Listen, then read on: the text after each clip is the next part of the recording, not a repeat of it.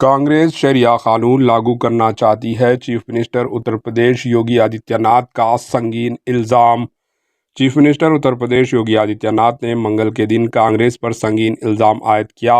इन्होंने कहा कि मुल्क के सबसे कदीम जमात ने अपने इंतखाबी मैनिफेस्टो में मुल्क में शरिया कानून नाफिज करने और अवाम की दौलत दोबारा तकसीम करने का इरादा जाहिर किया।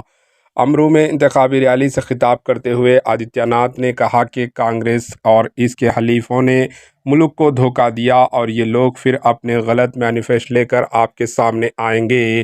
कांग्रेस के मैनिफेस्टो पर आप अगर नज़र डालें तो पता चलेगा कि इसमें कांग्रेस की हुकूमत बनने पर शरिया कानून पर अमलावरी की बात कही गई है। योगी आदित्यनाथ ने हाज़रीन जलसे से पूछा कि मुझे बताओ, क्या मुल्क अंबेडकर के दस्तूर से चलेगा या शरीयत से? Bureau report, AHN news.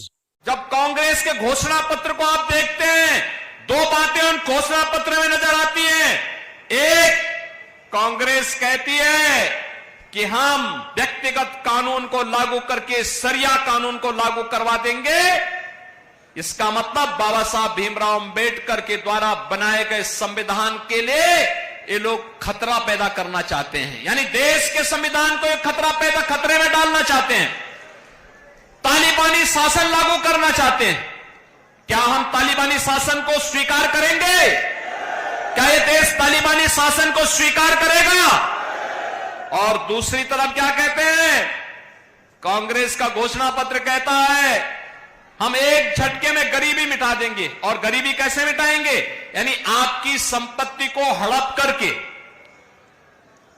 बेटी और माताओं के, बहनों के जो उनके गहने होंगे उनको ये लोग जब्त करवाने की साजिश रच रहे हैं। यानी देश को तो इन्होंने 60 दशक, 6 दशक तक लूटा और अब कह रहे हैं कि हर संपत्ति पर ये लोग डकैती डाल करके उसको जबरदस्ती अपने कब्जे में ले लेंगे और फिर उसका बंदर बांट करेंगे। क्या आप स्वीकार करेंगे कांग्रेस की इसी चेष्टा को? एएचएन न्यूज़ को लाइक करें, शेयर करें और सब्सक्राइब करना ना भूलें।